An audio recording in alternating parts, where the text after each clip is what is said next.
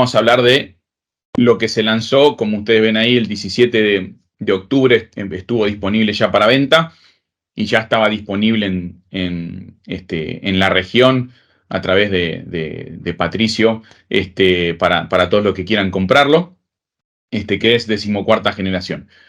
Recuerden que Intel, como ha venido haciendo en los últimos años, el lanzamiento que se hace en octubre para escritorio, tiene que ver solamente con la línea K. O sea que estamos hablando solamente de los procesadores que son para entusiastas, gamers, creadores de contenido. El resto, el lineal, se va a lanzar a principio de 2024, los primeros días, y va a estar disponible también de manera inmediata, como lo es, como fue la línea K el 17 de octubre, ¿no? Entonces, solo para que sepan, lo que se lanzó el 17 de octubre está disponible hoy, es solamente línea K y obviamente KF, que son los que vienen sin gráficos integrados, y principio de 2024 estar disponible todo el resto en lineal. Con lo cual vamos a tener esto de, para línea K podemos vender 14ª generación, y para el resto del lineal vamos a tener que seguir vendiendo 13ª, por lo menos por un mes y medio más. ¿Qué es lo que trae 14ª generación de novedades? A ver, el salto no fue tan grande como lo fue de 12ª a 13ª. 14ª es más una pequeña evolución de 13ª. Para los que no lo recuerdan, en 12ª generación se introdujo la arquitectura híbrida, esto de tener los dos tipos de núcleos, ¿no? Los de núcleos de performance y los núcleos de eficiencia. El Thread Director, que es el que los maneja a los núcleos y decide dónde va a parar cada aplicación que nosotros queremos ejecutar, ¿no?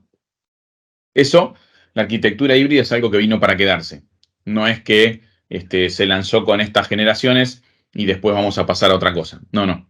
La arquitectura híbrida es algo que Intel cree que para lo que son máquinas de escritorio, de movilidad, para el uso tradicional de las PCs, de las computadoras, es lo más, por decirlo de alguna manera, lo más performante, pero también a la vez lo más eficiente, ¿no? Y van a ver cómo eso va a ir mejorando con el tiempo, ¿no? O sea, cada vez van a tener mayor rendimiento, mayor cantidad de núcleos, pero sin comprometer la eficiencia, ¿no? Ahí me parece que alguien abrió el micrófono. Ahí está, perfecto, gracias.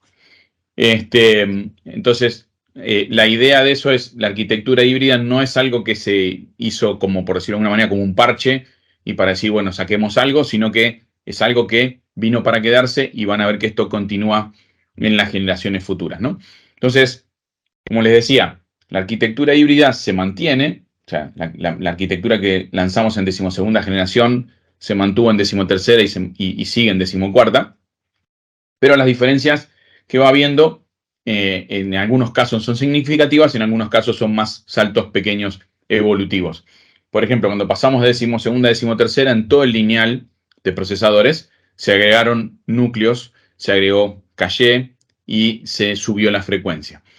De 13ª a 14ª, el salto es más pequeño, se agregó frecuencia en todos los modelos de procesador, o sea, todos los procesadores tuvieron un salto de entre 200 y 300 MHz en su frecuencia máxima turbo, pero solo se agregaron núcleos y memoria caché en la línea Core i7. O sea que todos los demás modelos van a mantenerse con la misma cantidad de núcleos, salvo el Core i7, que va a pasar de 16 núcleos a 20 núcleos. O sea, se le agregan 4 núcleos más de eficiencia, con la consiguiente incremento de memoria caché también. Recuerden que la caché es esta memoria pequeñita que va muy cerca a los núcleos del procesador para poder tener disponible bien cerca del núcleo lo próximo que vamos a ejecutar y no tener que ir hasta memoria de sistema, ¿no? Eso es la memoria caché. Como les decía, se aumentó la frecuencia, cantidad de núcleos en el Core i7, y después se hicieron mejoras en lo que tiene que ver, por ejemplo, con conectividad, que es el primer procesador que va a soportar Wi-Fi 7, y se agregaron puertos USB 3.2 de mayor velocidad, ¿no? El proceso de fabricación es el mismo que lanzamos con 12ª generación, Intel 7, se mantiene en 13ª y en 14ª, y también lo bueno es que se mantiene la compatibilidad. ¿Qué quiere decir? Que el zócalo sigue siendo el LGA 1700, que es el mismo que lanzamos con 12ª generación, y los chipsets siguen siendo compatibles exactamente los mismos, la serie 600 y serie 700.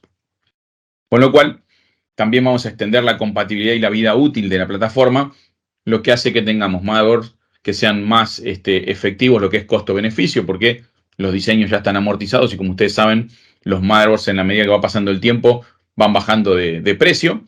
Entonces vamos a poder utilizar los mismos motherboards que venimos utilizando tanto para decimosegunda como decimotercera, también para decimocuarta. Recuerden que en el caso de la serie 600, tal vez tengan que hacer algún tipo de update de BIOS para poder soportar los procesadores de decimocuarta, ¿no? Como siempre digo, la idea de cada nueva generación, el público, la audiencia que apunta, obviamente es a los que compran equipos nuevos y a los que quieren hacer upgrade. Obviamente, con decimocuarta, el público que estamos buscando no es el que ya compró un procesador de decimotercera, sino que el que tiene un procesador de decimosegunda o anterior. La ventaja que va a tener el que ya tiene un procesador de decimosegunda generación va a ser que el salto en rendimiento es bien grande entre decimosegunda y decimocuarta, más o menos rondando el 50%, y lo puede hacer con la misma plataforma que ya había comprado. O sea, si ya tenía un procesador de decimosegunda, puede saltar a un decimocuarta sin cambiar el motherboard, solamente actualizando el BIOS de su motherboard, ¿no? Entonces, son de las cosas que realmente van a hacer una diferencia en el mercado porque tenemos 3 generaciones en la misma plataforma. La plataforma, como yo les decía, ya tiene un costo bien agresivo, con lo cual son buenas ventajas para tener los procesadores más rápidos del mercado, ¿no? También se mantiene la compatibilidad en esta generación con DDR4 y DDR5. Recuerden que desde que Intel lanzó decimosegunda generación, venimos manteniendo esa compatibilidad entre los dos estándares de memoria, con lo cual el usuario puede elegir si ya había invertido en un kit de memoria DDR4, mantenerlo, o si está comprando un equipo completamente nuevo, puede ir y elegir un kit de DDR5 y el procesador también lo va a soportar. Lo único que tienen que recordar ahí es que el motherboard es el que define qué tipo de memoria tienen que utilizar. O sea, si ustedes utilizan memoria DDR4, tienen que buscar un motherboard que soporte DDR4 y si van a comprar un kit nuevo de DDR5, tienen que buscar un motherboard que soporte DDR5. ¿Por qué es esto? Porque no hay mothers híbridos. Entonces, no hay motherboards que tengan los dos zócalos, tanto de DDR4 y de DDR5, con lo cual, si no elegimos bien, lo más probable es que nos vamos a quedar con un tipo de memoria en la mano y con un motherboard que soporta otro tipo que no la vamos a poder reutilizar, ¿no? Entonces esa es un poco la idea de que tengan en cuenta. El procesador soporta ambos estándares, pero lo importante es a la hora de elegir el motherboard que querramos, qué tipo de memoria vamos a utilizar, ¿no? Y después el soporte para PCI Express 5.0, que ya viene también de decimosegunda generación. El problema es que cuando se había lanzado en decimosegunda generación, no había ningún dispositivo que soportara PCI Express 5.0. Es como siempre decimos, ¿no? El huevo y la gallina. Si no lanzamos nosotros primero la plataforma, no va a haber ningún fabricante que haga sus placas de video o sus discos de estado sólido que soporten PCI Express 5. Cuando la lanzamos en decimosegunda no había dispositivos. Hoy en día ya tenemos placas de video compatibles con PCI Express 5.0 disponibles en el mercado y tenemos discos de estado sólido también PCI Express 5.0 disponibles en el mercado. Los discos de estado sólido PCI Express 5.0, recuerden que no son por ahora el estándar o el volumen, porque por dos cosas. Primero por el costo, porque son muchísimo más rápidos, entonces son más costosos. Y por el otro lado tenemos el tema de la temperatura que toman estos discos porque son tan pero tan rápidos que requieren de disipación activa. ¿Qué quiere decir? Que ya no alcanza con ese pedazo de aluminio que le poníamos arriba como disipador cuando compramos nuestros motherboards, sino que vamos a tener que tener disipación activa, o sea, con un ventilador o con un cooler, sobre esos discos de estado sólido PCI Express 5.0, ¿no? Por eso es que van a ver que mientras esto se mantenga de esa manera, no va a ser algo que van a ver en masa, tanto por costo como por una cuestión de requerir cooling activo, ¿no? ¿Qué más? Como les decía, tema conectividad, lo que se lanzó con esta nueva generación es el soporte para Wi-Fi 7. ¿Qué es lo que cambia entre Wi-Fi 6E y Wi-Fi 7? Básicamente, Wi-Fi 7 tiene mayor ancho de banda, lo que nos permite tener más velocidad, prácticamente el doble de lo que teníamos con Wi-Fi 6E, pero también lo que nos permite es bajar bastante la latencia. Esto tiene impacto especialmente para lo que tiene que ver con los gamers, que suelen ser los que más están atentos a este tipo de problemas con la latencia. y nos aproxima muchísimo al rendimiento de una conexión por cable. Entonces, Wi-Fi 7 ya estamos prácticamente con la posibilidad de decir, no necesito tener la máquina con cable para poder hacer gaming y no sufrir ninguna penalidad con respecto a alguien que sí lo está haciendo con cable, ¿no? Estamos realmente muy, muy cerca con Wi-Fi 7. Y después en lo que tiene que ver con conectividad cableada, más allá de obviamente las placas gigabit o 2.5 gigabit Ethernet que suele haber en nuestros motherboards, también tenemos lo que tiene que ver con Thunderbolt, que va más allá de conectividad por red. Obviamente se puede conectar red a través de Thunderbolt, pero también podemos conectar monitores, hasta dos monitores 4K 60 Hz por el mismo cable, y discos de estado sólido externos. Podemos conectarlos también con el mismo rendimiento que como si estuvieran dentro del equipo. Y obviamente, en el caso de equipo de movilidad, los docking station. No es el caso de procesadores de escritorio, pero en el caso de movilidad también podemos utilizar en un solo cable lo que son los docking station, porque recuerden que Thunderbolt permite alimentación hasta el Thunderbolt 4, hasta 100 watts, ¿no? Entonces, para determinados equipos es más que suficiente para mantenerlos funcionando, ¿no? Especialmente lo que son los de movilidad. Recuerden que Thunderbolt... Sí, perdón. Sí, te interrumpí ahí, pero dejando y alineado con esto, ya que nadie pregunta nada, pongo ahí una pregunta, a ver si se animan a hacer algo. ¿Qué hay con todo este tipo de conexiones y los PCI lanes? ¿Cómo aumentaron los PCI lanes en esta generación? ¿Cuántos dispositivos puede administrar el procesador? ¿Cómo va eso? Sí, perfecto. Como les comentaba, desde 12ª generación, Intel lanzó PCI Express 5.0. Los procesadores traen 16 líneas de PCI Express 5.0 que generalmente están pensados para lo que es la placa de video. O sea, cuando uno conecta en el motherboard, en el slot 1, que es el primero que está ahí bien pegado al procesador, generalmente esos son los que llevan la línea de PCI Express 5.0. Pero lo que pasó que es con las placas de gama media, por ejemplo, vamos a nombrar una 4060, que son las RTX, las más nuevas, como soportan PCI Express 5.0 y el ancho de banda de PCI Express 5.0 es tan grande, no utilizan las 16 líneas de PCI Express, porque el zócalo tiene 16, pero la placa, para una cuestión de costo, como no las necesita, utiliza la mitad, 8. Entonces, por ejemplo, lo que ha hecho la gente de Asus es colocar en sus placas RTX 4060, dos zócalos de NVMe, o sea, para colocar discos de estado sólido en la parte de atrás de la placa de video para aprovechar esas 8 líneas de PCI Express 5.0 que quedan sin utilizar. Pero dependiendo del motherboard que utilicen, incluso eso no es necesario, porque generalmente el zócalo M2 que está más cerca del procesador es el que también tiene ruteadas las líneas de PCI Express 5.0. Entonces, si la placa de video, como es en el caso de una 4060, no está utilizando las 16 líneas de PCI Express 0.0, 4 de esas líneas van a estar disponibles para lo que es el zócalo más cercano al procesador dentro del motherboard, ¿no? Y aprovechar el máximo rendimiento, porque además, al no tener que pasar por el chipset del motherboard, la conexión del disco de estado sólido, siempre es un poquito más rápido, ¿no? y más óptimo. Así que, buena pregunta, Patricio.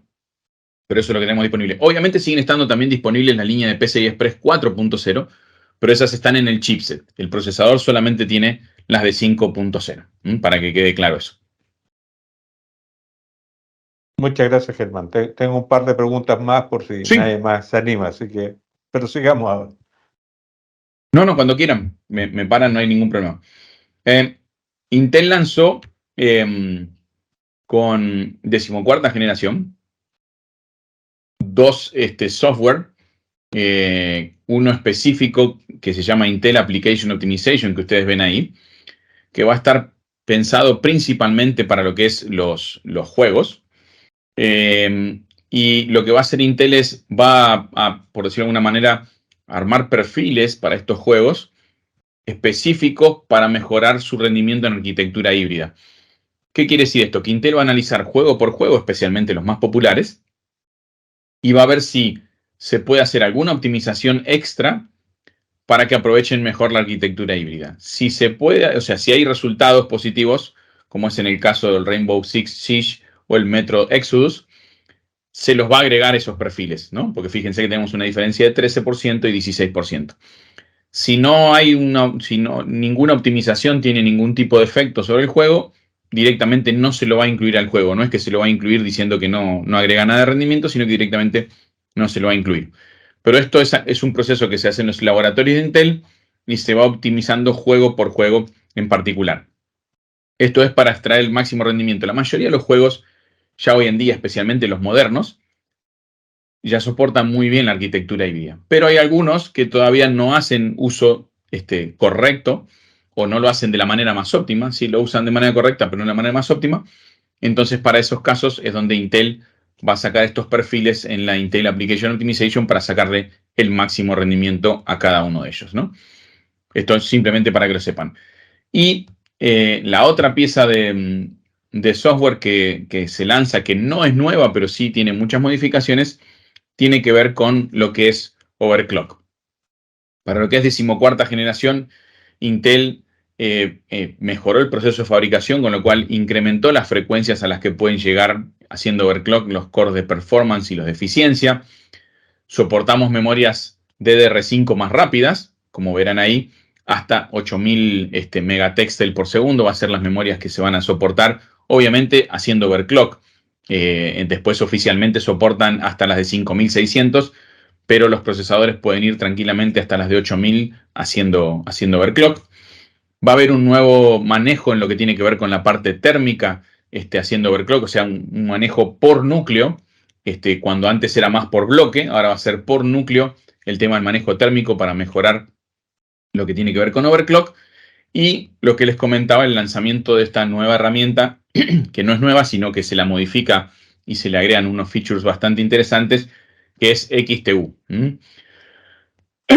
Antes de pasar a XTU, para lo que ustedes ven ahí que dicen DDR5 XMP, XMP es un estándar que lanzó Intel hace bastante tiempo, que permite tener distintos perfiles de velocidad dentro de la memoria, y desde 12ª generación, Intel habilitó para que de manera automática el motherboard y el procesador puedan hacer uso de esas frecuencias, que se llama Intel Dynamic Memory Tool, y lo que permite es aprovechar mejor el rendimiento de la memoria, eligiendo en base a la carga de trabajo cuál es el perfil más rápido que nos puede dar la memoria para esa carga de trabajo, ¿no?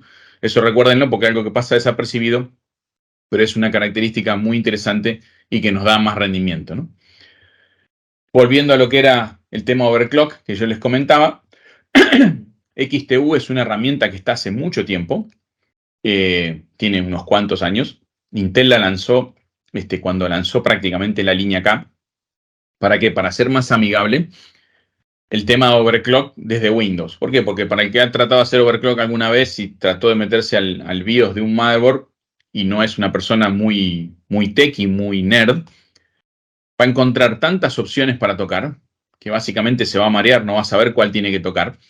Y lo más probable es que si toca alguna, haga lío y termine quedando inestable el equipo, ¿no? Después hay que obviamente resetear a los seteos de fábrica y volver a probar todo de vuelta.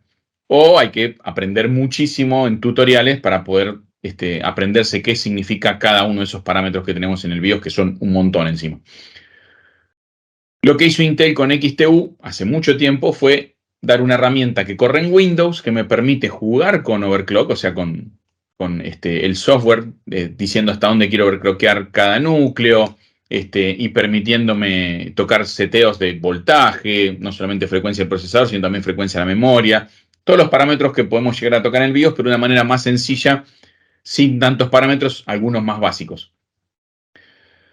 Obviamente, utilizando XTU no vamos a tener exactamente el mismo rendimiento que haciéndolo a través del BIOS, porque el BIOS permite un nivel de customización que con XTU no tenemos, con lo cual siempre vamos a obtener mejores resultados de overclock a través del BIOS que a través de XTU. Pero XTU es una manera de que el que no entiende nada o entiende muy poco se acerque al mundo del overclock y le saque un poco más de jugo a la inversión que hizo en ese procesador, ¿no? Hasta ahí, Bueno, perdón, sí. dale, Germán, perdón. Hasta ahí lo que era el overclock tradicional. ¿Qué es lo que se agrega en 14ª generación y que por ahora está disponible solamente en el procesador i9 14900K y KF? de acá a fin de año probablemente se van a agregar el i7 14700 y el i5 14600K. Hay un algoritmo de inteligencia artificial que va a analizar el equipo en particular nuestro, tanto el procesador como el motherboard, como el resto de los componentes, y nos va a decir cuáles los parámetros que deberíamos utilizar para sacarle el mayor provecho a nuestro equipo haciendo overclock. Pero lo va a hacer de manera automática. Entonces, primero va a hacer el análisis del equipo, nos va a decir, estos son los parámetros, desea aplicarlos, pum, uno le da el botón de que los quiere aplicar y ya tenemos funcionando el equipo de manera más rápida. Como les decía, estos parámetros siempre van a ser menos agresivos de lo que lograríamos haciéndolo a través del BIOS, pero es una manera de acercar el overclock a la gente que no es tan técnica, ¿no? Y hacerlo de una manera muy, muy sencilla. Y con el tema de inteligencia artificial, es un modelo que está entrenado para hacer overclock, con lo cual es mucho más preciso de lo que se lo venía haciendo antes. Bueno, te dejé una nota en el chat, de ahí unos locos lindos que llevaron un 14900 KF a 9.1 GHz. Sí. Un récord. Sí, esos Ese ya, son los que gustan de jugar con nitrógeno líquido, claro. que va a menos 165 grados, y con eso llevar a ver hasta cuánto es la máxima frecuencia y tratar de batir récords en una página que se llama HWBot, que es específica para los overclockers, y tienen distintas cargas de trabajo, sea el cálculo de pi con una aplicación que se llama SuperPi o de diferentes cargas, para ver quién bate el récord de velocidad y de performance, ¿no? De rendimiento. Pero sí, Está muy, muy divertido. bueno. Siempre hay alguno que busca eso. Está bien. Sí, hay mucha más gente en la que uno piensa haciendo eso. Sí. Germán, hay una pregunta respecto Sí. al video integrado. No sé si viene algo específico de video más adelante y esperamos un poco o respondemos ahora. No, respondemos. Mira, la Sí. pregunta de Augusto, déjame ver que se me fue, es la capacidad gráfica de la nueva generación sin tarjeta gráfica. Ahí me perdí un poco, Augusto. Calculo que debe Porque, referirse al video integrado. claro, correcto. Lo que se refiere si cambió, no. Eso no ha cambiado. El rendimiento gráfico es el mismo que teníamos en decimosegunda, decimotercera y se mantiene en decimocuarta. Eso tiene que ver generalmente con, en máquinas de escritorio, el video integrado generalmente se lo utiliza para las tareas tradicionales, o sea, que estamos hablando. Todo lo que tiene que ver, obviamente, el display de pantalla, reproducción de video, codificación de video, procesamiento de imágenes, todo ese tipo de cosas con el video integrado lo podemos hacer perfectamente bien. Pero para lo que es gaming, generalmente se utiliza una placa discreta, con lo cual, por eso es que Intel van a ver que en los modelos con gráficos integrados, nunca va a poner un gráfico integrado súper potente, simplemente porque no tiene sentido. ¿Por qué? Pues si ponemos un gráfico integrado súper potente, incrementamos el costo del producto y se incrementa de tal manera que quedas muy cerca de lo que es comprar una placa discreta con un procesador sin el gráfico integrado tan potente y con un rendimiento inferior, con lo cual no tiene sentido. Eso suele pasar, o sea, se suele confundir la gente y suele pensar que lo que se llaman los APU son una buena inversión y generalmente si uno hace los cálculos conviene más comprar un procesador gama baja con una placa de video de gama baja y va a tener mejor rendimiento que con esos procesadores que a veces están posicionados en gama media con gráficos en teoría más potentes, ¿no? El otro día estaba haciendo precisamente, tengo aquí un equipo en demo que estoy probando, precisamente que es con un i3 12100 de decimosegunda generación y con una gráfica ARC A380, que es la de entrada, y obviamente obtenés rendimientos muchísimo mejor que con algunos productos de la competencia que son APU, ¿no? Que están más posicionados en el rango de un i5.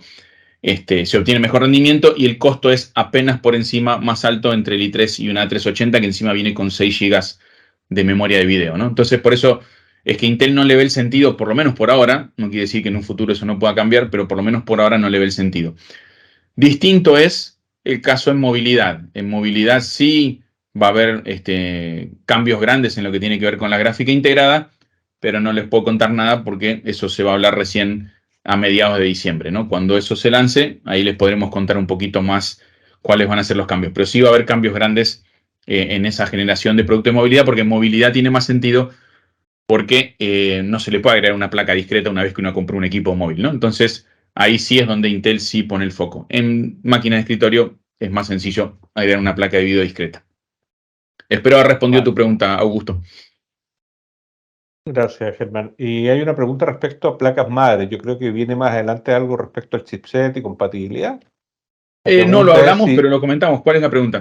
La pregunta es si se van a lanzar nuevas placas madres. Creo que estamos ya con toda la familia, la serie 700, ¿no? Correcto, sí. 12ª, 13ª y 14ª generación, todos soportan tanto chipset serie 600 como 700. Lo que sí van a ver es que probablemente los fabricantes por el lanzamiento de 14ª generación, especialmente por los procesadores serie K, que son los más tope de gama, lanzan nuevos modelos, pero los chipsets siguen siendo los mismos. Lo que me refiero cuando lanzan nuevos modelos es que le agregan alguna característica o les cambian el look, pero cualquier motherboard que ya estaba en el mercado, a lo sumo tendrán que hacer un update de BIOS, soporta cualquiera de estas 3 generaciones sin ningún problema. Ahora, desde mi punto de vista, yo soy comercial, no técnico como Germán.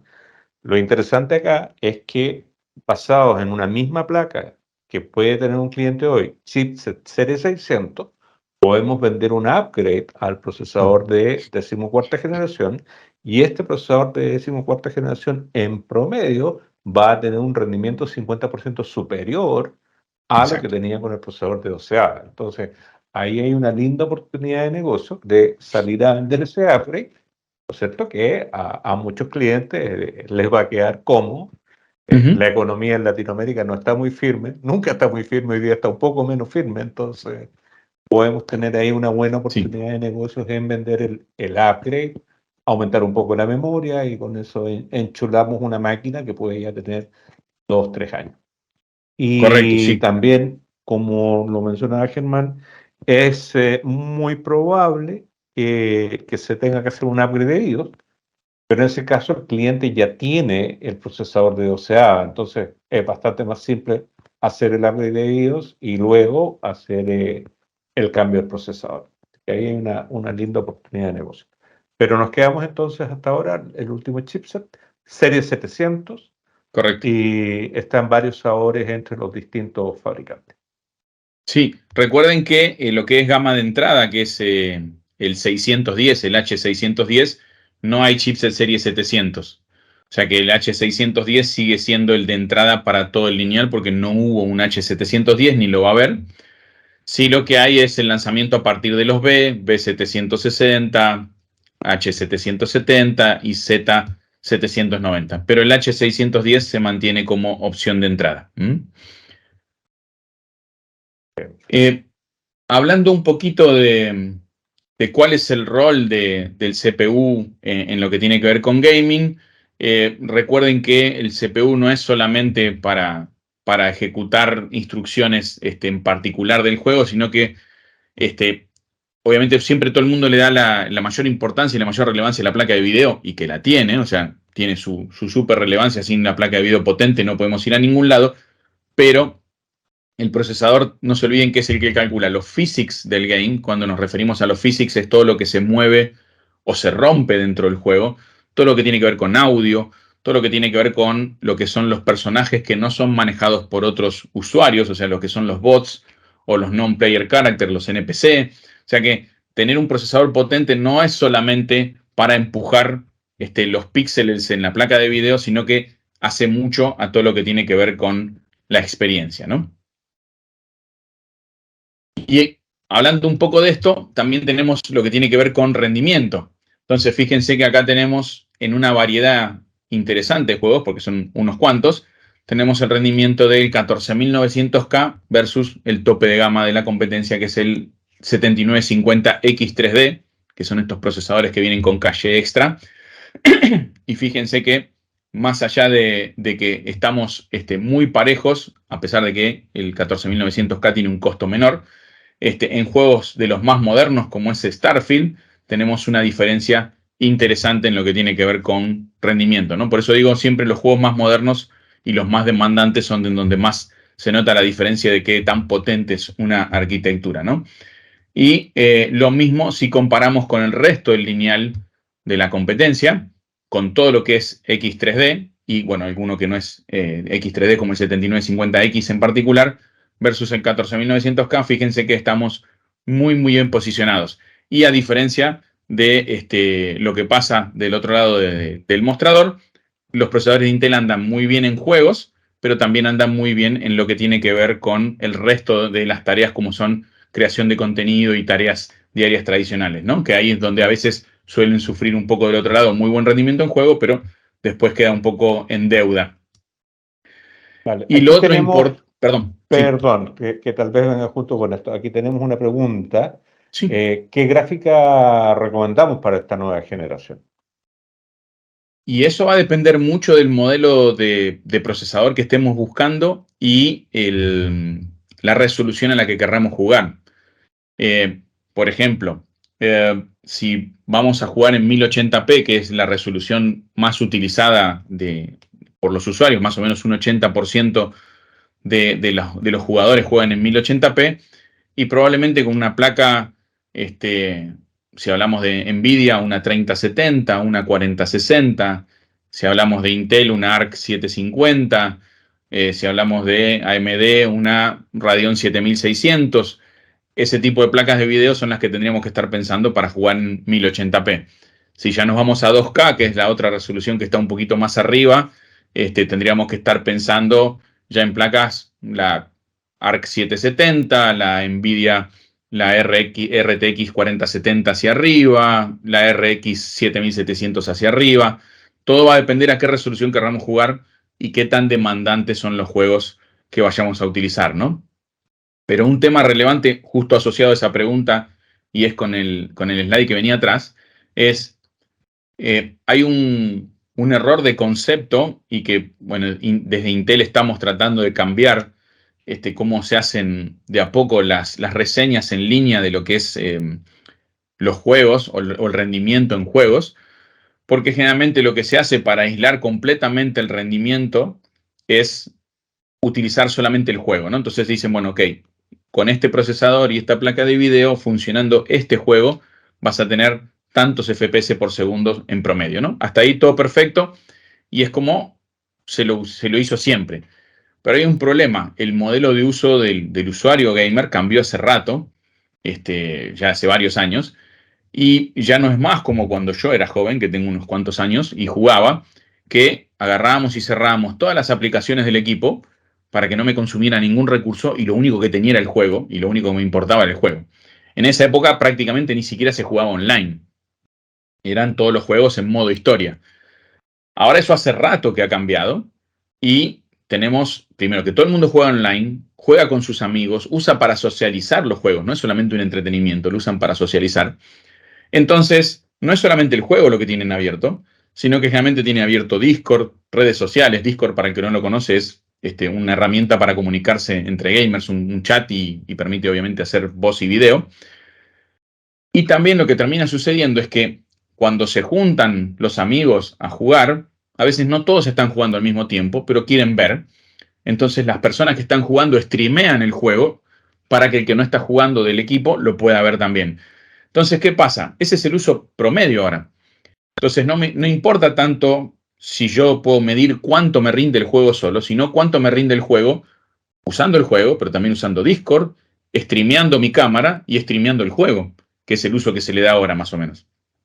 Entonces, ahí es donde cambia la cosa y ahí es donde tiene relevancia esto que yo les decía, que tener un procesador con arquitectura híbrida le da una ventaja que no tienen con procesadores que no son híbridos. ¿Por qué? Porque al tener los cores de performance y de eficiencia, tanto el Thread Director como el sistema operativo, en este caso Windows 11, puede decir, dejo los núcleos de performance para el juego y dejo los núcleos de eficiencia para todo lo demás, sea Discord, sea streamear, sea controlar mi cámara, sea todo eso.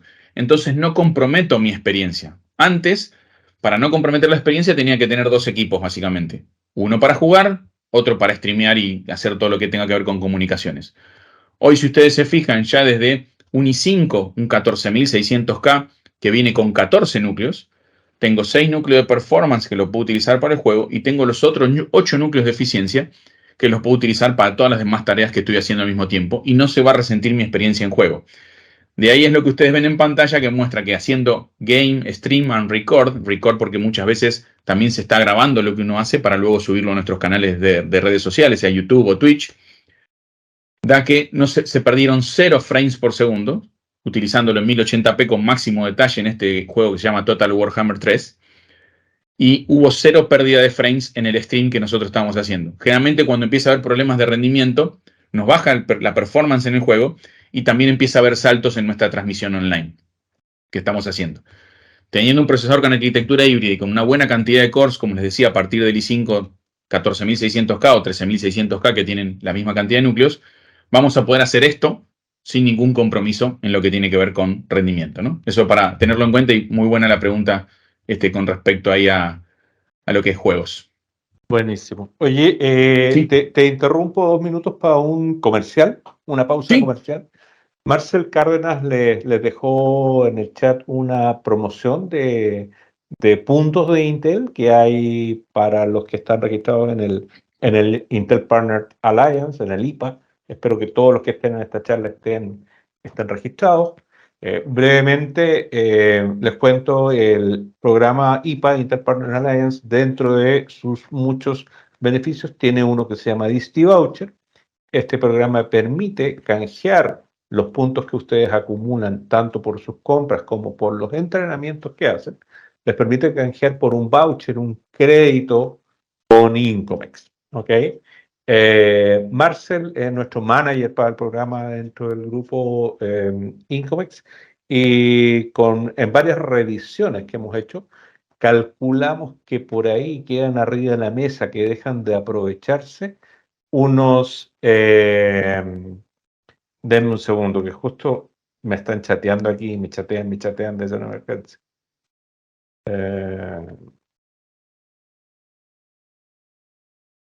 Justo en el momento clave, ¿no? Hemos calculado con Marcel que se pierden, se dejan de cobrar unos $100.000 al trimestre en Latinoamérica. ¿Okay? Es un montón de dinero que se pierde. Los puntos expiran cada año, por lo tanto, los puntos que se devengaron en el Q3 de 2022 expiran definitivamente este Q4 de 2023. Y todo lo que va a expirar, que va a dejar de ser cobrado, como les digo, el cálculo que hemos hecho con Marcel, es que puede ser del orden de los $100.000 en Latinoamérica. Intel tiene esta promoción, Marcel les dejó el enlace y por supuesto les puede ayudar en cualquier dato o información que necesiten respecto al programa IPA, al canje IFE voucher y otras cosas. No sé si dejaste tu mail ahí, Marcel, pero es marcel.cardenas@incomex.com. Ese era el anuncio comercial, Germán. Perfecto. Ahí hay una pregunta de Clever Mejías. Clever, la respondemos al final porque justo hay un slide para eso. No es que no la vi, sino que ahora la respondemos al final, de consumo energético.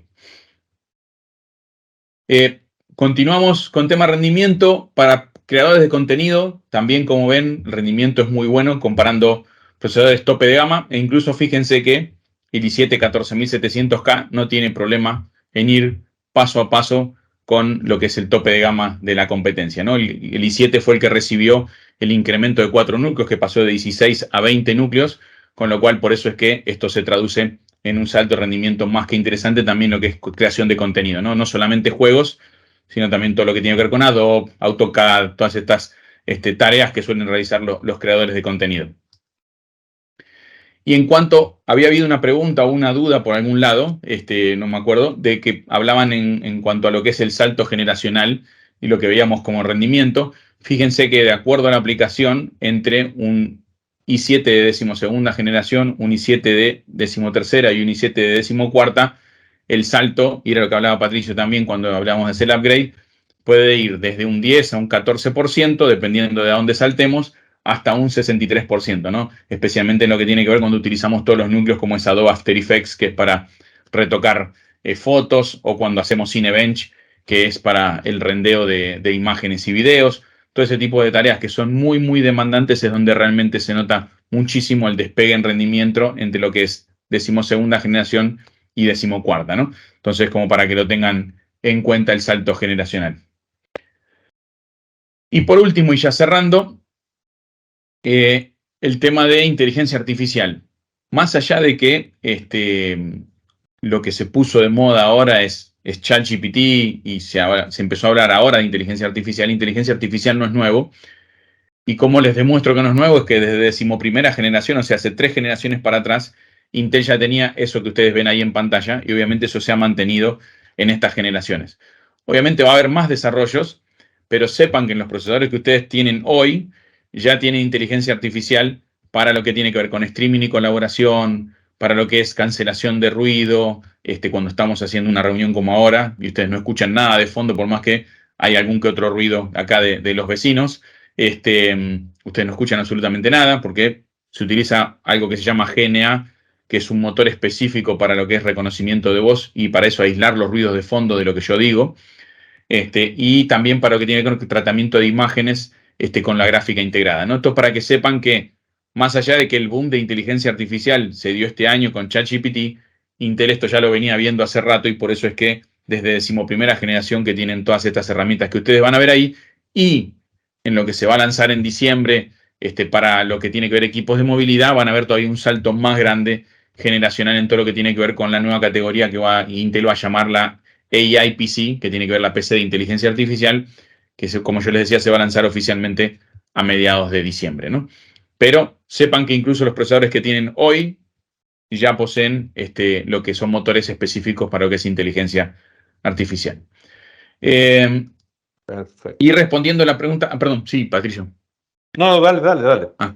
Respondiendo a la pregunta de Clever, que había preguntado sobre consumo energético, el consumo energético no se movió con respecto a 13ª generación y se había movido muy, muy poquitito con respecto a 12ª. Lo que hubo fue un cambio que al principio, cuando se lanzó 12ª generación, generó mucha confusión, porque dijeron Intel aumentó mucho el rendimiento, pero llevó el consumo al doble, por eso es que aumentó el rendimiento. Eso no era así, y no es así. Lo que fue la confusión fue que Intel cambió la manera de informar los consumos. ¿Qué pasaba?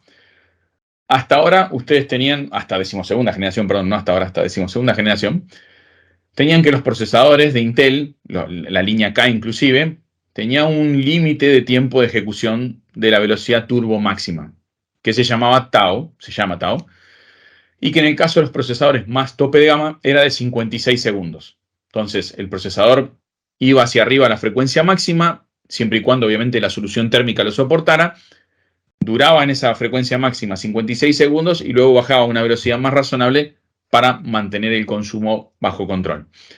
Por eso era que ustedes veían algo que se llamaba TDP, que eran los 125 watts, que incluso lo siguen viendo acá, esos 125 watts, que ahora se llama PBP, que es Processor Based Power. ¿Ah? Esos 125 watts es lo que ustedes antes veían como TDP, ahora se ve como PBP. Ahora, ¿qué es el que está aquí al lado que marca 253 en el caso del i9 y que baja a 181 en el caso del i5? Es el consumo máximo, la disipación de calor máxima que tiene ese procesador con la frecuencia turbo, pero desde 12ª generación Intel removió el límite de tiempo. O sea, ese tau no es más de 56 segundos, sino que es indefinido. Mientras la solución térmica pueda disipar el calor que genera el procesador se va a mantener en la frecuencia turbo máxima indefinidamente. Entonces, por eso es que ahora es vital informar ese consumo que antes no se informaba, porque la persona que va a comprar un procesador y le quiere sacar el máximo jugo a un línea K, tiene que saber cuál es la disipación máxima del procesador para poder elegir la solución térmica adecuada si es que no quiere dejar nada de rendimiento sobre la mesa. Ahora, ¿quiere decir que si pongo una solución térmica de 125 watts no me va a andar el procesador? No, va a andar y va a andar bien. La diferencia va a ser es que no va a poder mantener esa frecuencia turbo de manera indefinida, sino que va a volver a ese tau de 56 segundos, porque es más o menos lo que la solución térmica va a soportar. Entonces, eso fue lo que generó la confusión, el cambio en informar los consumos. Para que se den una idea, el i9 de decimoprimera generación, que tenía 8 núcleos, en su velocidad turbo máxima consumía 241 watts. Lo que pasa es que ese consumo no se informaba, porque como lo hacía por un tiempo muy limitado y pequeño, era necesario. ¿Por qué? Porque la solución térmica de 125 watts alcanzaba para mantener el procesador por esos 56 segundos sin problema. Ahora, al ser indefinido, ya no se puede hacer eso y hay que informar el consumo máximo porque lo puede mantener de manera sostenida. Entonces, por eso es que se generó esa confusión. Pero, respondiendo a la pregunta otra vez que nos habían hecho en el chat, no se incrementó el consumo entre decimotercera y decimocuarta generación, más allá de que se incrementó un poco el rendimiento. Vale. Y ahí también un dato de cocina, de in-house. Recuerden que hoy día estamos lanzando los procesadores de serie K, KKF. Los procesadores serie K no incluyen solución térmica, hay que comprarla por separado, ¿ok? Y son costosas, en realidad como comprar el radiador de un auto, un enfriador de un auto. Entonces, si la dejan fuera de la cotización, de la configuración que le hagan a sus clientes, se pueden encontrar con que hay que poner encima 100, 150 o más de $200. Las soluciones 360 de 3 ventiladores y radiadores son bastante costosas y andan por los $300. Entonces, es importante tenerlo en cuenta. Necesitan poner una solución térmica por separado para cualquier procesador de serie K o KF. Es correcto esto que comentás, Patricio. Sí, los procesadores K nunca trajeron solución térmica. O sea, no es de ahora. Nunca trajeron. Perdón. ¿Había alguien más hablando? Sí, no. Alguien su micrófono. Perdón, no. No, está bien, es otra persona, no importa. Y ahí hay una pregunta de Oscar. Sí, preguntando si pone justo iba a responder eso. de 240. Claro. Hola, casi no le escucho. No, lo que hay que tener en cuenta es no hay que medir el rendimiento de un cooler por si es de 240 o de 360.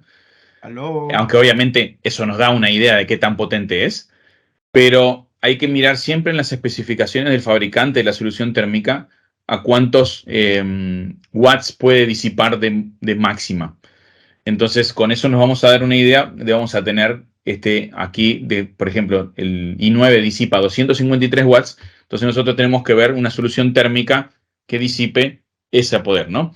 Por ejemplo, la otra vez alguien me preguntaba y me fui a fijar en la página web de uno de nuestros partners, Cooler Master, y tenía un disipador de 360, creo que era el 360B2, una cosa así era el modelo, y expresaba claramente en la página que soportaba hasta 300 watts de disipación. Entonces, ese modelo puede soportar tranquilamente hasta un i9. Pero probablemente uno de 240, no importa si es de la misma marca o no, probablemente baje bastante eso. Y hay que mirar en las especificaciones cuál es lo máximo que tolera ese producto. ¿Por qué? Porque si no, corremos riesgo de dañar la solución térmica. El procesador no, porque el procesador va a hacer throttle down, o sea, va a bajar la frecuencia, pero podemos incluso llegar a dañar la solución térmica. Yo vi coolers más pequeños puestos en procesadores muy potentes y lo que termina pasando es que terminamos haciendo fallar la solución térmica por exceso de temperatura al tiempo, ¿no? Entonces hay que tener mucho cuidado con la selección y lo mismo cuando hacemos máquinas, no sé si es el caso aquí, pero tal vez hay alguno que sí lo hace, cuando armamos máquinas muy customizadas, o sea que le hacemos muchas mejoras, cuando ponemos en el loop, ahí vieron que están los kits all-in-one que se dicen, que viene toda la solución térmica líquida sellada, pero hay otros que vienen para ensamblar, ¿no? O sea que uno tiene que poner los tubos, tiene que poner el líquido, todo eso. Y hay que tener mucho cuidado porque la otra vez me contactó un cliente que tenía un problema y lo que había hecho había ruteado la misma placa de video en el mismo circuito del procesador. O sea, había metido toda la misma solución, pero la placa de video había puesto una de los modelos más tope de gama, con lo cual disipaba unos 400 watts solamente la placa de video. Era imposible que eso funcionara bien. Y obviamente el procesador estaba haciendo throttle down por temperatura. ¿Por qué? Porque estaban calentando todo el circuito solamente ya con la placa de video. Entonces hay que tener mucho cuidado cuando uno hace esos cálculos y fijarse que la solución térmica sea la adecuada mirando las especificaciones y no solamente mirando el tamaño del radiador. Bueno, hay una pregunta de Joel que creo que está respondida dentro de todo esto, que nos dice, ¿suficiente con una solución de aire cualquiera, alguna especificación mínima? De Joel, no es suficiente con una solución de aire, hay que poner una liquid cooling y ahí jugar dependiendo si es un Core i5, un Core i7, un Core i9. Sí, ahí hacemos una diferenciación. Lo que siempre recomendamos, o sea, no siempre recomendamos, pero lo que es más viable termina siendo, como dice Patricio, una solución líquida, pero tiene una explicación lógica. ¿Por qué? Porque hay soluciones térmicas por aire que pueden soportar estas temperaturas sin ningún problema. Lo que pasa es que son soluciones térmicas extremadamente grandes y obviamente como son grandes, también son pesadas. Entonces tenemos que tener mucho cuidado cuando hacemos la colocación, que quede bien firme y generalmente esa máquina que no la vamos a transportar a ningún lado. ¿Por qué? Porque si la solución recibe un golpe en la máquina donde la montamos y supongamos que la llevamos en el auto de una casa o a la casa de un amigo y ese golpe hace que se desprenda la solución térmica por el peso del zócalo, tranquilamente puede dañar nuestra placa de video. Y ahí el chiste nos va a salir muchísimo más caro, ¿no? Entonces, por eso es que, salvo que estemos seguros que la máquina no se va a mover de ese lugar, podemos utilizar una solución por aire robusta, pero es recomendable utilizar una líquida, porque nos permite Sí, sí, perdón, pero hay sí, algún micrófono abierto por ahí que no sí. puedo No, ya lo muteé, ya detectar. lo muteé. Ya no, bien. Lo que les decía es la solución líquida, lo que tiene es que la mayor parte del peso, que es el radiador, está agarrado al chasis con tornillos y solamente un peso mínimo, que es la bomba y los caños, es lo que está agarrado al procesador. Entonces no hay problema en transportarla o moverla de nuestra casa porque es muy poco probable que eso vaya a dañar nada. Pero las soluciones térmicas bien grandes por aire sí puede pasar que se desprenda en un golpe de transporte y nos dañe el equipo, ¿no? O sea, eso para tener en cuenta. ¿Hay por aire? Sí. Hay que tener mucho cuidado cuál va a ser el uso para evitar problemas. Ok.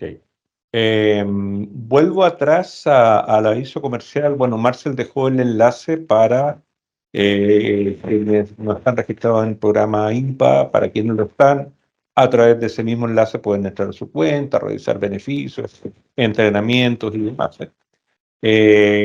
Los distribuidores oficiales de Intel en Latinoamérica, por ejemplo, su distribuidor favorito, Incomex, tienen la obligación de reportar semanalmente todas las compras de ustedes, tanto de sistemas como de procesadores en caja y cualquier otro producto Intel. Por ejemplo, todavía nos quedan algunas unidades de NUC y esas ventas de NUC también están siendo reportadas.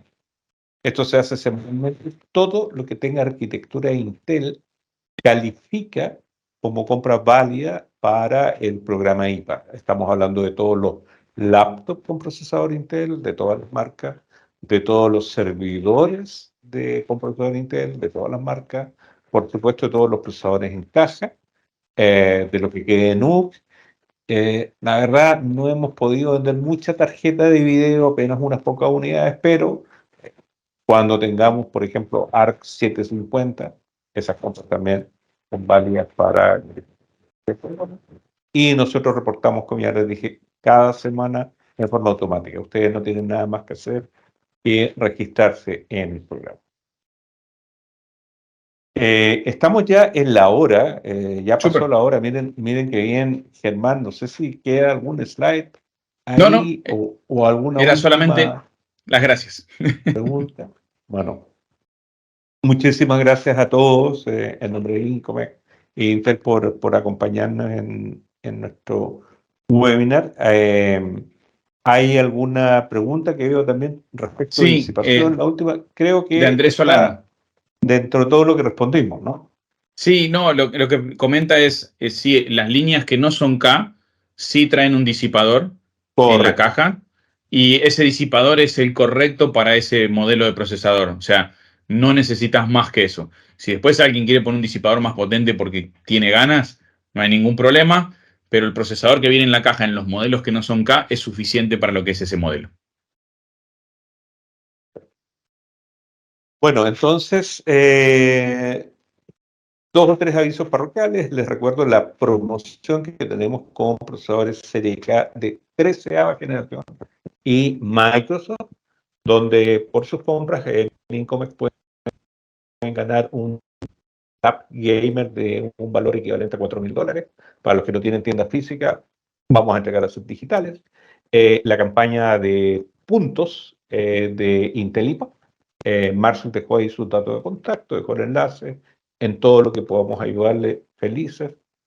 Y estemos atentos, stay tuned para los próximos webinars y entrenamientos que tengamos. Ya en un par de meses vamos a tener avisos, ¿no es cierto?, sobre la nueva familia que viene para el mundo portátil, no para el mundo Exactamente. retro. ¿Ok? Germán, Exacto. gracias nuevamente. Por favor. Muchas gracias Gracias a todos.